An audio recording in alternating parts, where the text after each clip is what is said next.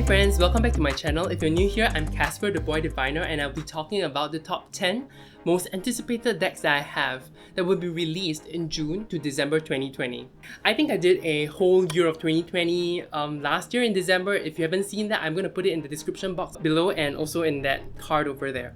At the same time, there are so many new releases that are coming up that I didn't see because I think people don't announce their decks that early. So I thought it would be pertinent to actually do this video to talk about a lot of decks that I'm excited about. Also, I do have a limitation of buying 4 decks from now to December, so I really have to be careful. All these decks are actually mass market decks. That is so wonderful because usually I'm an indie deck kind of person. Like I really like high quality, luxe cardstock, you know, with beautiful art. Not that mass market versions don't have beautiful art, but these 10 are all mass market and they all attract me in some way or another. So let's go into them. I'm gonna do it in chronological order so you guys can pre-order. You can watch the beginning in August, you can watch the next part in September, October, then you can make your decisions then. Future Casper just hopping in. I just want to let you know that all links to these tarot decks will be below and they'll all have my affiliate links, so if you do order from them, you're actually helping my channel out. Thank you so much. Let me talk about the first one, which is the Primordial Tarot. The Primordial Tarot is actually a reprint of an out-of-print deck, so don't buy the out-of-print deck now. The original deck was called Tarot of the Origins. Not sure why they changed the name, but I think Primordial Tarot does fit the imagery more. I really enjoy this deck. You can go and look at some walkthroughs that people have done of the Tarot of the Origins, and it's so beautiful, it's so rough. It really feels like that deck crawled out from the dirt from years ago and came back to life.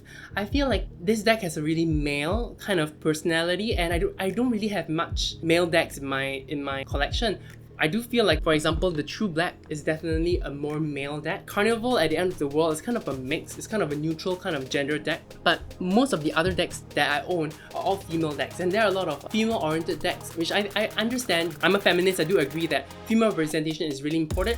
But I do feel like I'm not seeing many decks that actually now show like cis males. Decks that I like Muse Tarot, the Muse Tarot and the Modern Witch Tarot. These were decks that I was really interested in before, but because I can connect that well with them, I have opted out. For the Primordial Tarot, I do feel like that's a deck that is really very primal, very male, and it's something that I might get. Yeah, I really feel like I'm gonna get it, but I'm gonna get many decks in September, so I'm just really trying to think. To give you some background, because the details of the Primordial Tarot, this new print, is not completely out. Some of the interesting things about the previous deck, the Tarot of the Origins, is that they have renamed the suit. So instead of Wands, Swords, Cups, and Pentacles, they are called Nature, Blood, Souls, and Jewels. So I'm not sure if this is something you'd be into. I'm not a person that really enjoys the renaming of the suits. I like the kind of traditional wands, cups, swords, and either discs or pentacles or coins. I will have to really see, maybe more walkthroughs, really think about whether I can handle that. And hopefully there will be more details as to whether the upcoming Primordial Tarot will follow that same suit system. Oh, I hope I covered that well. Sorry, the Primordial Tarot will be coming out on the 8th of August 2020 for now, at this point in time when I film this. So you might want to get your pre-orders early. The next deck I want to talk about is the Murder of Crows Tarot. I've actually seen people receiving this. I'm part of the Hermit's Cave Facebook group and I've seen a picture of it there. I feel so jealous because this is such a beautiful deck. Honestly, when I saw the name of the tarot, I was wondering what connection does it have? Crow Tarot, or does it have a connection to the books? I remember there's a series of books that focuses on crows. I can't remember the name. Is it the Raven Boys? That's not a crow, I'm sorry, but somehow it just connected to me. But look at it, it seems like a standalone deck. The color scheme seems to be red, white, and black, and I really enjoy the imagery. It's a haunting kind of image. I feel like it's a good replacement of the indie, the Darkness of Light Tarot, even though that deck is beautiful. I recommend everyone taking a look at the Darkness of Light Tarot, but I feel like this is a good mass market version. If you want to be more thrifty like me, this would be something I would go for. And yeah, I really enjoy the imagery. I don't know much about it.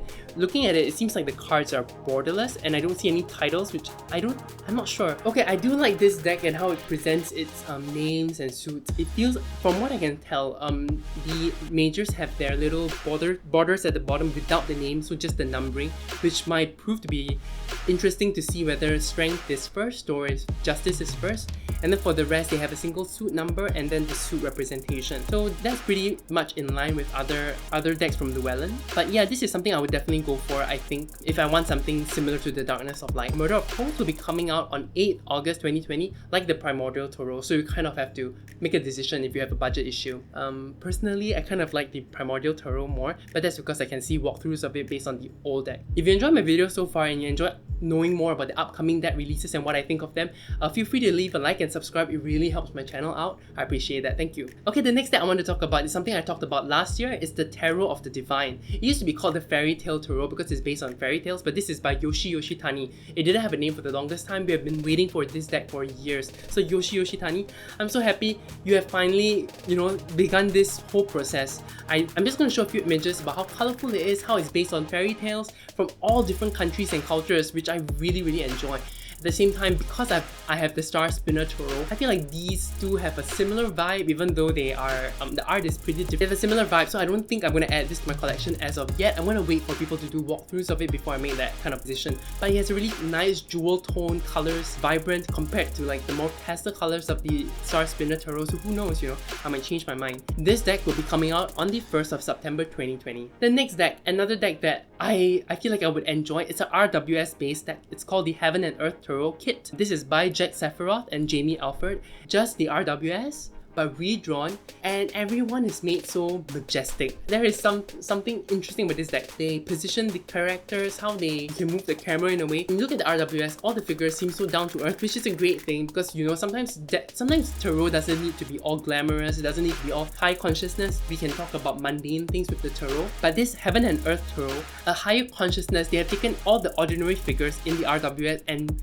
elevated it. However, so far I have only seen the majors, which are done in that kind of style. I've seen some of the court cards, I think, done in this style. I've seen the aces done in that style, but I haven't seen any of the pip cards, the other minors that are also important. Are they gonna take the little flower girl in the Six of Cups to become some beautiful creature or some sort of elevated version of her? Or is it just gonna be 6 cups, or is it gonna be something else? I don't know. And that's what's holding me back with this deck. I'm gonna wait to see samples of those pip cards because I don't want to be disappointed. I kind of feel like everything should be done like the majors, because even though we place a lot of emphasis on the majors, there's importance in appreciating and elevating those minors as well. Like, I'm really looking forward to see the Seven of Swords guy being drawn in this majestic fashion. This deck, Heaven and Earth Tarot, will be coming out on the 8th of September 2020. The next deck I want to talk about is the Nightmare Before Christmas Tarot deck. So this deck is actually drawn by the same artist as the Darkwood Tarot. So if you do have the Darkwood Tarot and you really enjoy it, this could be a second addition to that.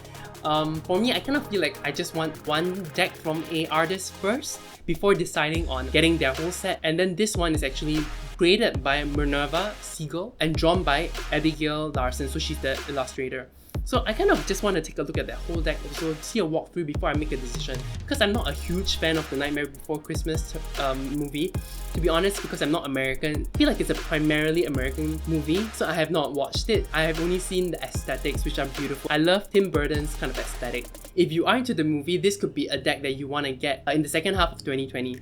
This deck will be coming out on the 15th of September 2020. Okay, the 6th tarot deck I want to talk about here is the Tarot del Toro. From this title, you probably know this is based on how do you pronounce that name? I'm so bad with names now. Guillermo del Toro's work. I'm sure I messed that up, and I feel bad because I feel like I should put more effort into learning his name. But in any case, he's a famous guy. We know him. We know his world. I think he has done so many good movies that honestly I'm too afraid to watch. He also did Pan's Labyrinth, which is a beautiful movie, but I've only watched snippets of it because it scares me. But yes, this deck is actually inspired by the worlds he has created, and I've taken a look at some of the art and I find it enchanting. I find it interesting. It's not a deck that I definitely would get, but it is a deck that I'm excited to see more of. So it is actually done by Tomas Hijo, and it has his signature linoleum block kind of look.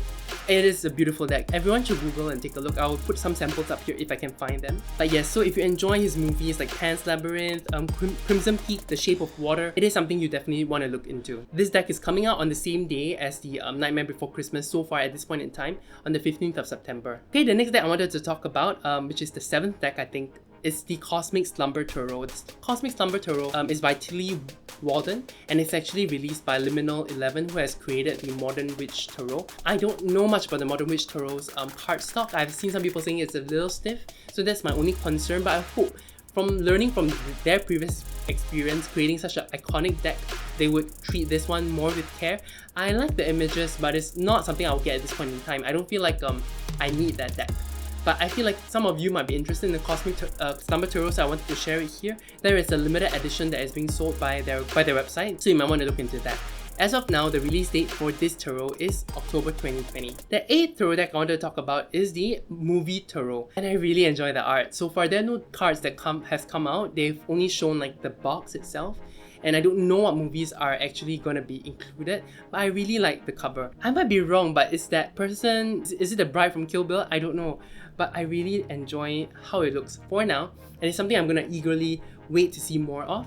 I can see that the release date is the 28th of October 2020, so I understand why it's not like fully there, you know, the imagery. This one is actually done by Diana McMahon Collis and is illustrated by Natalie Foss. I really enjoy the illustration here. I think it's good. The 9th deck, this deck I feel like you guys should be sick of me talking about, but I have to talk about it, is the White NUMEN deck. I love this deck. I have no words for it. See Alba's Instagram for more sample pictures of this deck. I can't wait. I honestly can't wait. I feel like this deck is going to be big, and I'm going to wait for Liminal 11 to actually show if they're going to do some limited edition thing, which I think they are, because I've seen Alba signing cards for the limited edition deck. I'm just waiting and waiting for this one to come out. So far, at this point in time, it seems to be out on December 2020. Okay, the 9th deck I wanted to talk about is the Dark Goddess TORO. This is also a reprint of an old indie version. I enjoy the imagery. I feel like this deck would be such a perfect shadow deck. Even though I don't really do much shadow work, I feel like this one would be great. I bought the Mary L to kind of use it for shadow work, but because of how clunky the box is, I find it very hard to take out and use, so I have not used it much. The Dark Goddess TORO, if you do any Dark Goddess work, I feel like this would be a perfect deck for you. I enjoy the art. It's not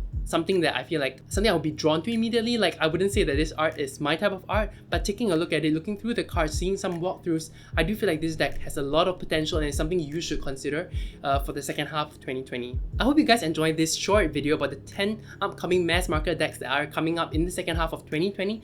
If you enjoyed this video, please leave a like and subscribe. I actually have 2 more decks I want to talk about, which is concerning the indie decks, but I guess because the names are not out, the release dates are not out, we don't know much about it, so I'm just gonna refrain. But yes, you guys have a great rest of the day. Let me know what you're excited about. Let me know if I missed out any great decks that are coming out. I have seen others, but these are my top 10 right now. Okay, you guys have a great rest of the day and you take care. Bye!